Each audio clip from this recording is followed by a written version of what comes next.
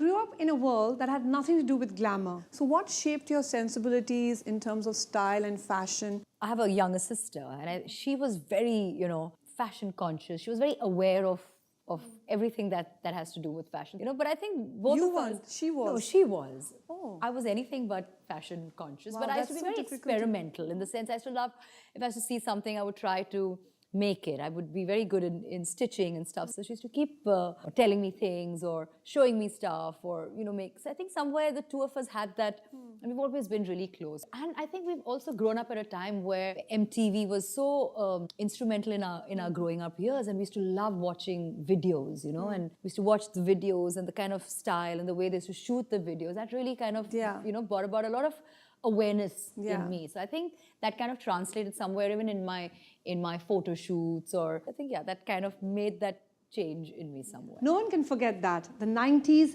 MTV and Malaika the Temptress. Red was my color. Yes. I used to be in red all the So, time. that's why I decided to wear red today. No, but seriously, India suddenly has a new sex symbol. Again, you want to know the story? Yeah, you have such interesting stories to tell. Why not?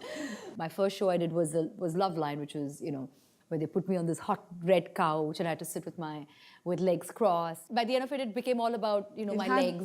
It had the whole nation drooling.